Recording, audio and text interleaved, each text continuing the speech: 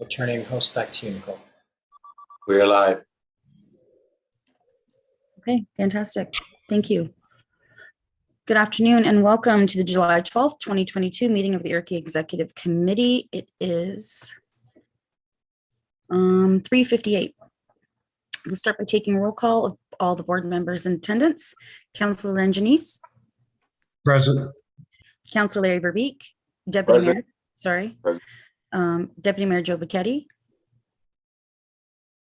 And Present. Councillor Kieran McKenzie. Present. Thank you all.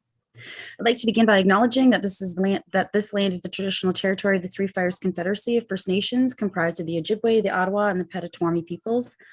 We value the significant historical and contemporary contributions of local and regional First Nations and all of the original peoples of Turtle Island, North America, who have been living and working on the land from time immemorial.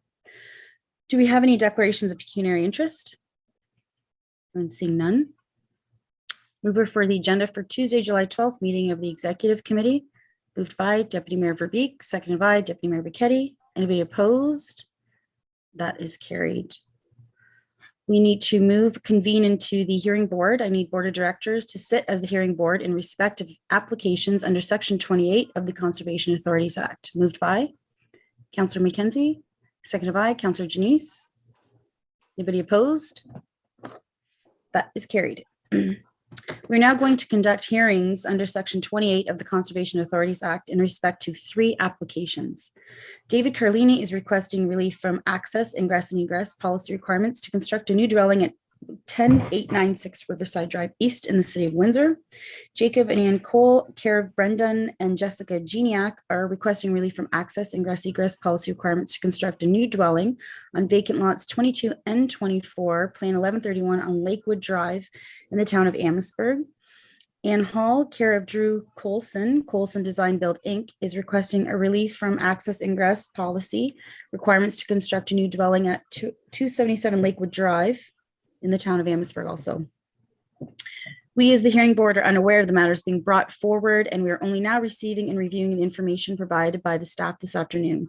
The authority has adopted regulations under section 28 of the Conservation Authorities Act, which requires permission of the authority for development within an area regulated by the authority in order to ensure no adverse effect, the control of flooding, erosion, dynamic beaches, or pollution or conservation of land, or to permit alteration to a shoreline or watercourse or interference with a wetland.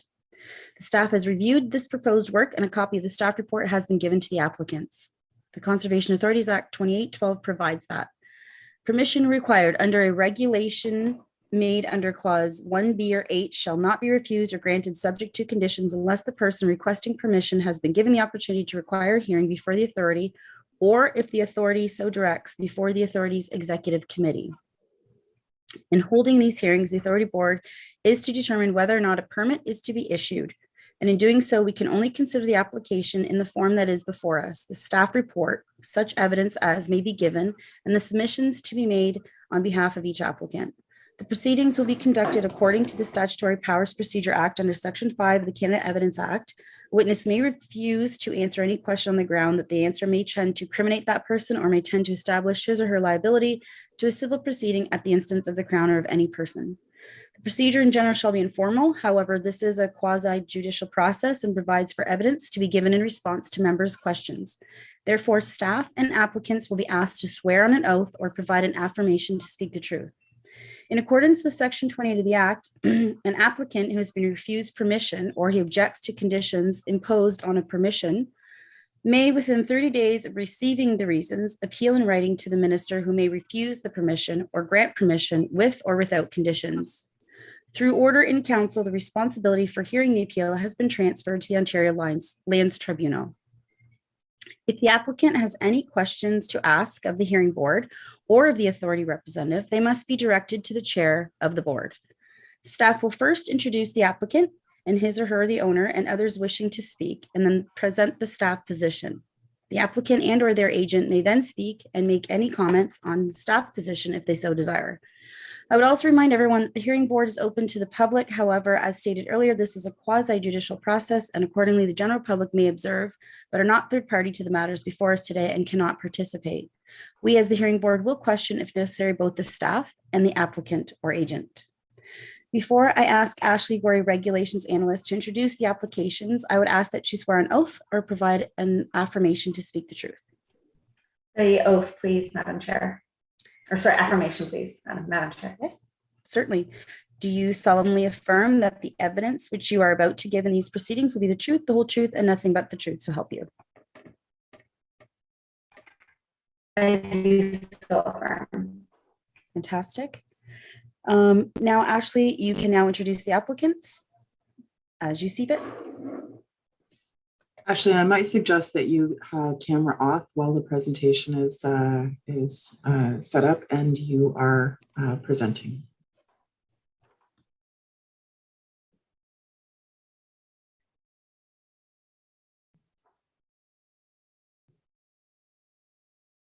Ashley, you're muted.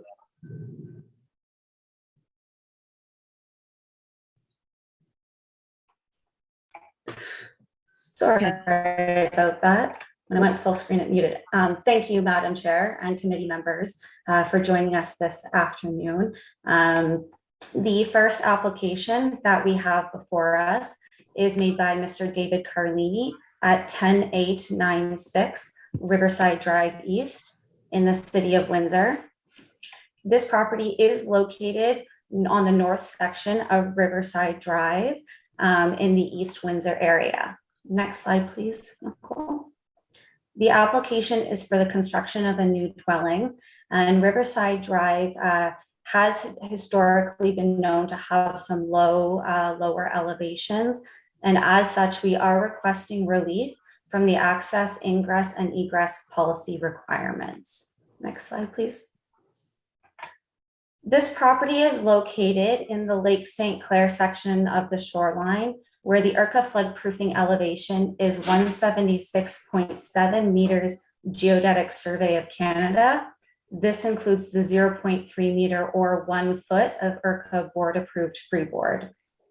The raw 1 in 100 year flood elevation is 176.4 meters Geodetic Survey of Canada. And the IRCA minimum road elevation to allow for 0.3 meters or 1 foot of water over the roadway is 176.1 meters Geodetic Survey of Canada. The provincial minimum road elevation is slightly below that to allow for 0.5 meters of water over the road, and that is an elevation of 175.9 meters Geodetic Survey of Canada. The section directly in front of the subject property of Riverside Drive is just slightly below the provincial minimum by approximately 4 inches. Approximately 20 meters east of the property, the road then elevates to be above the provincial minimum until it continues to elevate to be above the IRCA minimum requirement. The road is delineated at this location. There are houses on the north side of the road, and the Ganacho Trail is located on the south side of the road, which is an elevated trail. The area is fully developed, and emergency first responders are aware of the low-lying flood-prone nature of this area, and they do have updated emergency response plans to reflect this. We have been in correspondence with the landowner, and we have received all of the information that all other regulatory standards, including erosion protection, the setback requirement, and flood protection will be met. So with that, staff is recommending that the application from David Carlini to request relief from access, ingress, egress policy requirements to construct a new dwelling at 10896 Riverside Drive East, City of Windsor be approved.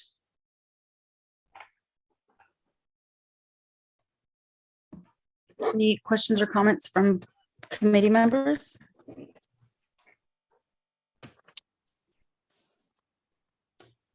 Now, if Mr. Carlini would like to speak to the application, I would ask that you provide an affirmation or an oath. That's okay. Ashley spoke well of it. Okay. Okay, so then members on the application from David Carlini to request relief. Oh, yes, Councillor Janice. I will move the recommendation for relief for Mr. Carlini. Support. Supported by Kieran McKenzie. Okay, so on the application for David Carlini to request be approved, moved by and seconded. Anybody opposed? That is carried. Thank you. You're all set, Mr. Carlini. You're welcome to stay and observe the rest of the meeting, or if you I need appreciate to, that. Thank you. leave. Thanks, Okay. guys. Have a All good right, bye-bye. afternoon. Thank you all. Thank you. Thank you.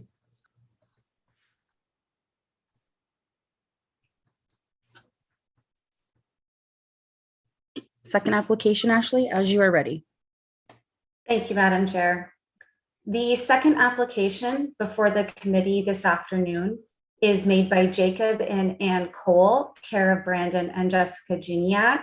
And we do have Jessica here with us this afternoon if there are any questions for her.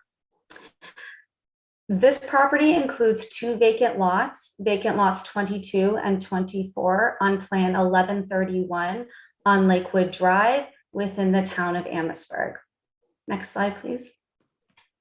The application before us this afternoon is for the construction of a new dwelling, and this property is located in the southern portion of the town of Amherstburg, near the outlet of Big Creek, where roads have historically been low. As such, staff is before the committee this afternoon requesting relief from the access, ingress, and egress policy requirements. The subject properties are located within the Lake Erie section of the shoreline, where the IRCA floodproofing elevation is 176.2 meters Geodetic Survey of Canada, which again, this includes the 0.3 meter for IRCA board approved freeboard component. The raw 1 in 100 year flood level is 175.9 meters Geodetic Survey of Canada. And the IRCA minimum road elevation is 175.6 meters Geodetic Survey of Canada. This allows for 0.3 meters or 1 foot of water over the roadway during a 1 in 100 year flood event. The provincial minimum road elevation allowing for 0.5 meters of water over the road is 175.4 meters Geodetic Survey of Canada. The roadway out in front of this property is above the provincial minimum requirement. However, it does fall below the IRCA minimum requirement. There is a small section when you turn north to go up McLeod Ave that does fall below the provincial minimum by approximately 0.6 inches, so by less than an inch. This road is delineated. The area is very developed. And emergency first responders are aware of the low-lying flood-prone nature of the area, and they have confirmed their capabilities in this area. All other regulatory standards, including the floodproofing elevation, will be met.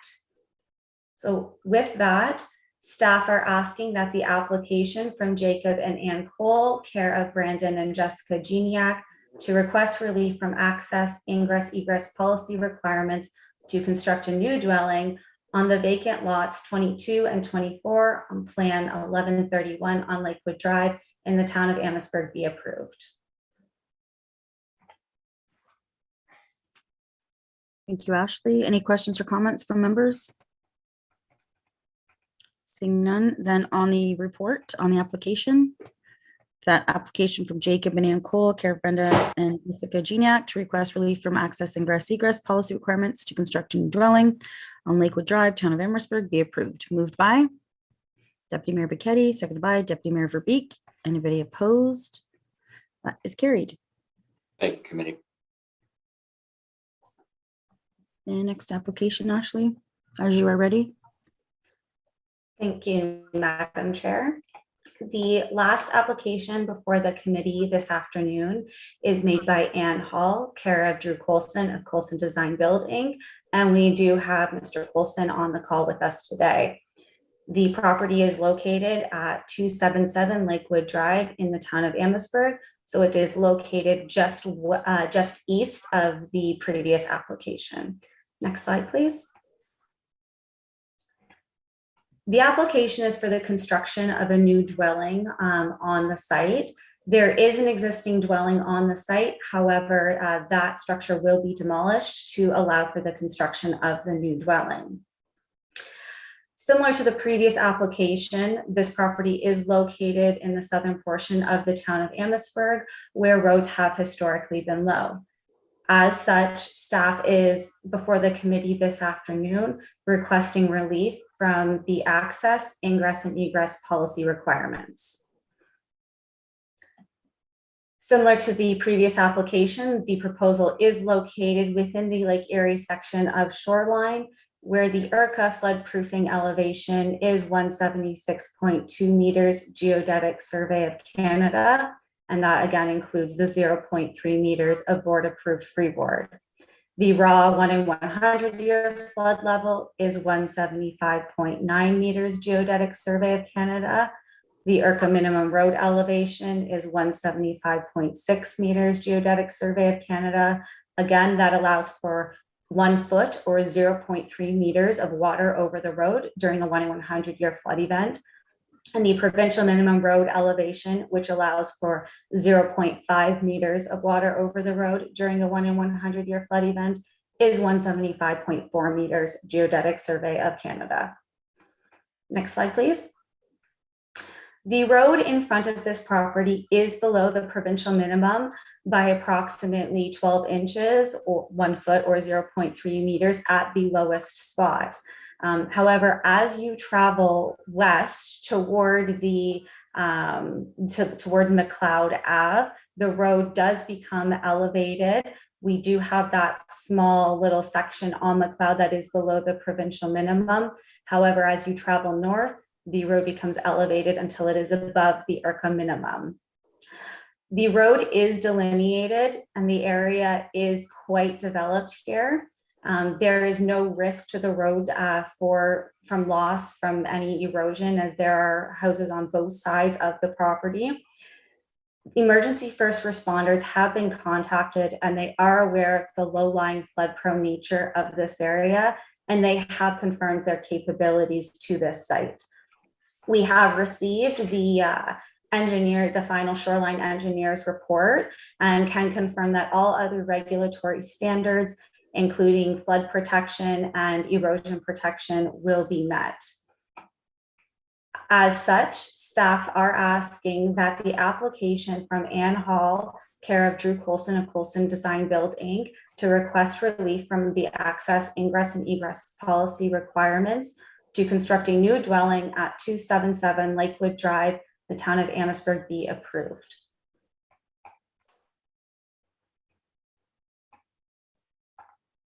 Thank you, Ashley. On the application, any questions or comments from board members?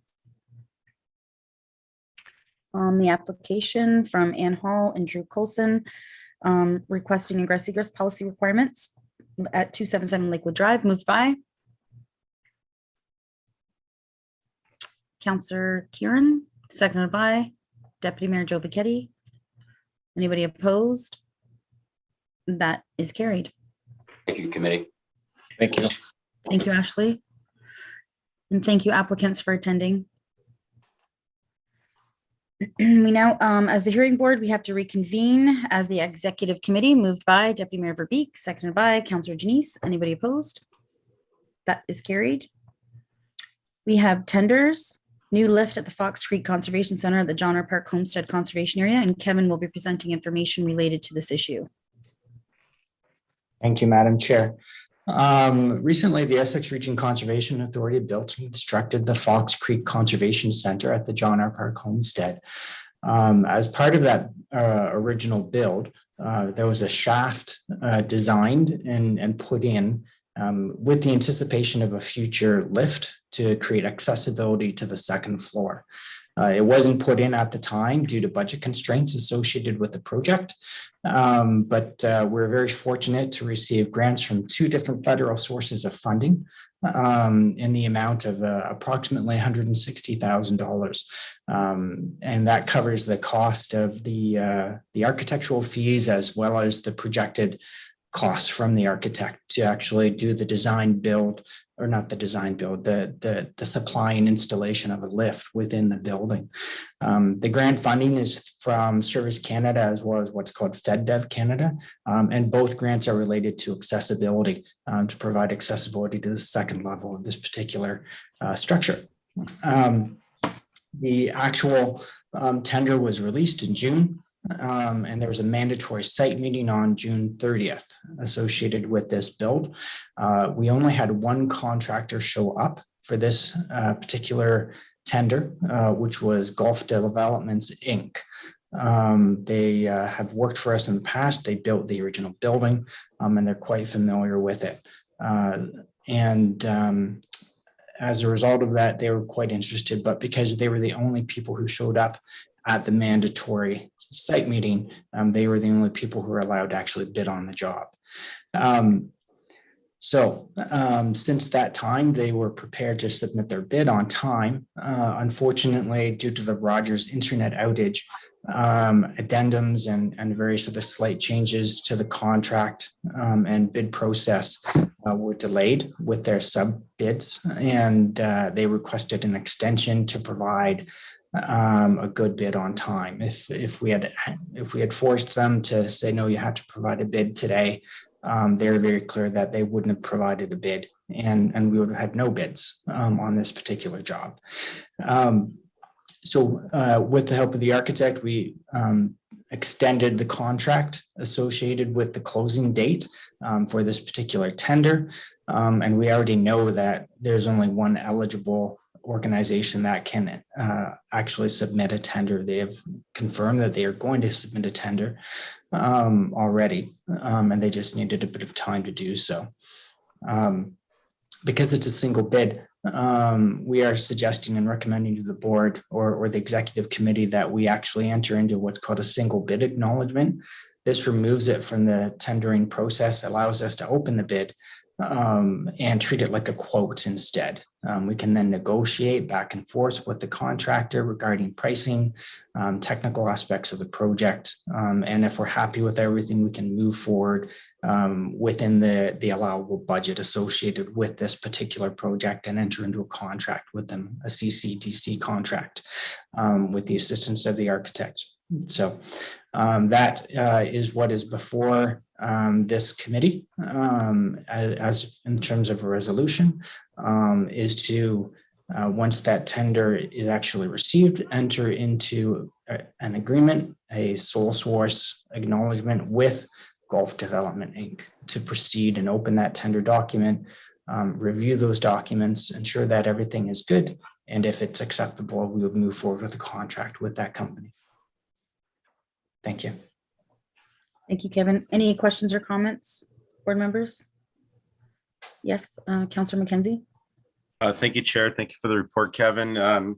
Just want to make sure that given the irregularities with the process, that we'd still be consistent with all of the process that we're obliged to follow from a legal perspective, and that a potentially other potential provider of this the service and the equipment wouldn't be able to sort of contest what's happening here today if we were to proceed.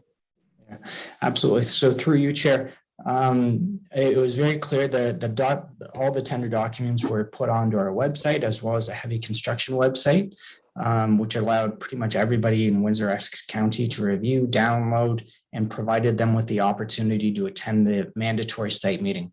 If you did not attend the mandatory site meeting, you precluded yourself from the process. So that's clearly written in all the tender documents. Understood. And okay, thank you for that. And again, through you, Chair, just once, assuming we approve the recommendation, would the quote come back to this board or the full board, or are we essentially delegating the authority to accept the quote to administration with what's You're being delegating recommended? to administration. Understood. Okay. Just wanted to be clear about that. Thank you, Chair. I'd be prepared to make the recommendation at the appropriate time. Councillor Janice. Yeah, just to Kevin, if I could, Chair, your on-site meetings, do we often have all on-site meetings or just this particular case with the complexities of the issue? We often have mandatory site meetings with our projects. It's standard construction process. So that the contractors have an actual understanding of the site, can meet with the architect, can look at things, measure things well ahead of time, so that they understand the full scope and breadth of each of the jobs that we undertake. That's standard process. Okay, I would think eventually at some point, any contractor would want to look at the site. I just didn't know that we're giving a certain time might scare somebody away because they have another meeting at that particular time. So is this the only bid that even expressed interest or pulled papers on this job? Through you, Chair, yes, it is. Okay, thank you. Great.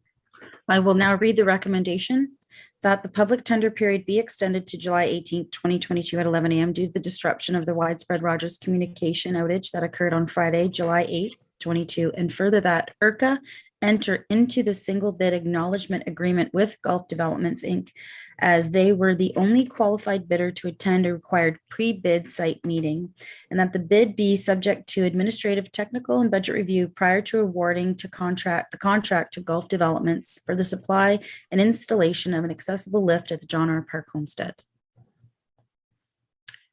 Councillor McKenzie, you did say you were prepared to move that. I did. Moved by Councillor McKenzie, seconded by Councillor Janice. Is anybody opposed? And that is carried. Thank you, committee. Thank you. We do not have any reports of approval, do not have to go into the committee of whole. Is there any new business that any members wish to address? Yes, Councillor Janice. Just a quick question, and I see James possibly still online. When I know Lakeshore, for example, has gone through the flood litigation, all kinds of different titles on where we should be building and where we should not be building. In light of our committee that we just had hearings on, and we talk about the road depth, but when areas have identified as possibly a no build area, when would that all come together that this committee would say, no, you can't build there, sorry, we don't care about the road? But is that a municipal action that would have to be taken, or at some point the conservation authority would step in and say we won't allow construction? Through you, Chair. Yeah, it could happen that we could bring an application forward for denial, and it's based on our legislative requirements under Section 28. So if flood proofing couldn't be met, if erosion couldn't be met, if the safe access requirements weren't being satisfied in some way, shape, or form, whether that was a combination of the road delineations, elevations, and emergency response equipment. At that point in time, we could be recommending denial to the committee. It's not often that they come forward as denials because staff continuously to work those files. And very often the applications become pulled because they're aware that the recommendation coming from staff is going to be a denial. So oftentimes those applications don't come forward. So, but that's where it could be. Mr. Bernie. Thank you. If I may, Madam Chair. With respect, most recently, Council approved a shoreline management plan. The shoreline management study completed by Zuzik and Stantec then was brought in front of this board for this board's authorizations. Ultimately, conservation authorities deal with and address standards, minimum standards, protection levels, all that type of thing. Use is the municipality's job through the official plan amendments, zoning bylaw amendments. The shoreline management plan and its fulsome characteristics will prescribe areas that will not support new development because it doesn't meet DPS. Following that, should property owners still wish to undertake certain levels of minimum construction activities that may require Section 28 approvals, we'll be working with your building and planning departments to ensure that staff at the Conservation Authority can issue. But if someone came forward in some of those areas that are identified in the shoreline management plan as not supporting development, then staff at the Conservation Authority would be immediately recommending a denial for that development in those areas. And that development, though, and the consideration of that development, first and foremost, needs to comply with what the municipality's designation and the official plan has and what the implementing zoning bylaw prescribes. So, Does that work for you, Len? Yeah, you know what? I think it's probably going to come one day when, let's just pick a street, Lakeshore, along the lakefront here in Lakeshore, which has been identified as numerous locations that are a concern in the report. So at some point, I guess the authority will be coming with those recommendations that it doesn't meet, but identified as a flood zone and a high risk area. So I think that's what I was looking for. James? Yeah, thank you, Madam Chair. Yeah, just to expand. So Councillor Junice, you mentioned the shoreline management plan. You mentioned the committee that's being established.